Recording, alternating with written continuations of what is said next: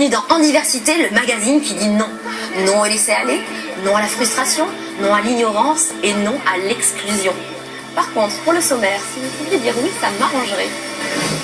Au sommaire de ce nouveau numéro, on valse, on foxtrot et on cha-cha-cha lors d'une compétition avec le cyclo-danse. On peut être moins valide et travailler mieux que n'importe qui grâce au projet ErgoJob. On joue au torbal, concentration et carillon, ce n'est pas parce qu'on ne voit pas qu'on ne peut pas jouer au ballon. Et on s'envole au-dessus des barrages de l'odeur pour un plaisir 100% gratuit. Dites, ça vous dirait d'aller danser? Non mais pas genre comme en boîte, comme ça.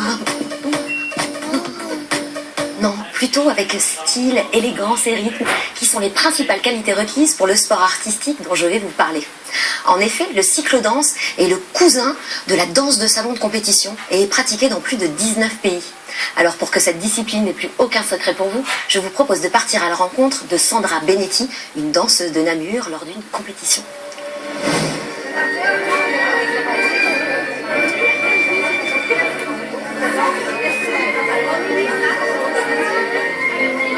Nous sommes au championnat de Belgique 2013 de wheelchair dance. Alors c'est de la danse de salon qui est tout à fait accessible aux personnes en chaise roulante.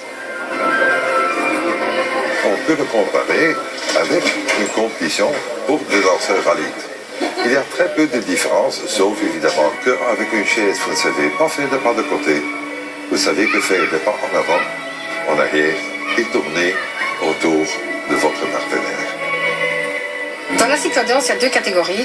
Il y a duo et combi. Donc duo, c'est deux voiturettes ensemble.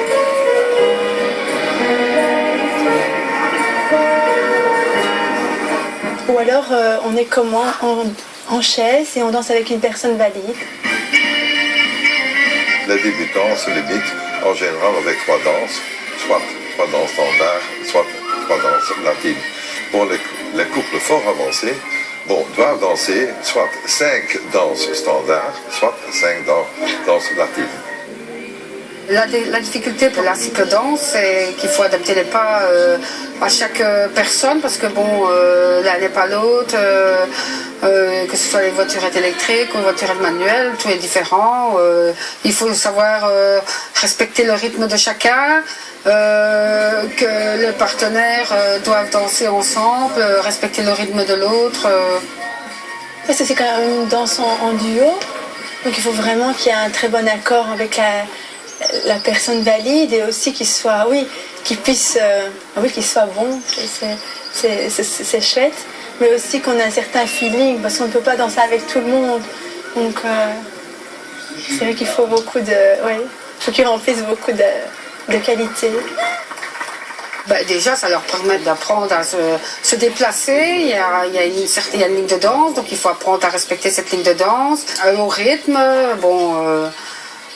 puis une certaine convivialité. Je trouve que c'est un moyen de rencontrer des gens, de parler de sa passion. Moi, j'ai un grand sentiment de liberté, de joie, parce que j'aimais la danse étant avant valide et j'ai pu continuer à le faire. C'est un grand sentiment de liberté et de me sentir vraiment comme tout le monde, parce que je peux quand même continuer à danser. Même si c'est pas avec les pieds, Avec des pas, on ne danse pas. On bouge, mais on ne danse pas. Et en effet, vous n'êtes pas obligé de bouger vos pieds pour danser. Même si vous êtes simplement assis, vous pouvez, avec les mouvements d'épaule, interpréter la musique. Donc aussi un juge va d'abord regarder quelqu'un qui se sent bien dans sa peau, qui s'amuse et qui interprète la musique et aussi l'histoire qui est derrière.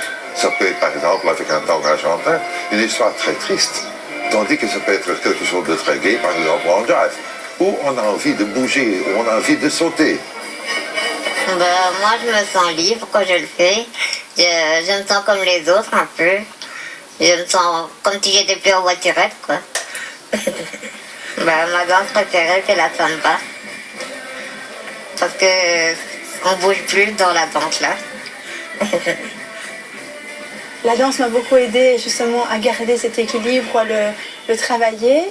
Mais c'est vrai que parfois je ne sais pas faire certaines figures du fait que je n'ai pas assez d'équilibre.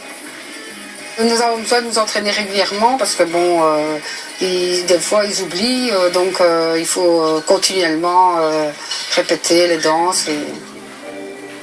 Donc moi je conseille ça aussi pour l'équilibre et aussi socialement pour se faire des amis.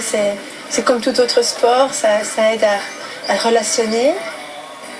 Apprendre à danser, c'est comme apprendre une langue. Si on est motivé, il y a un chemin qui est vraiment ouvert pour faire énormément de choses.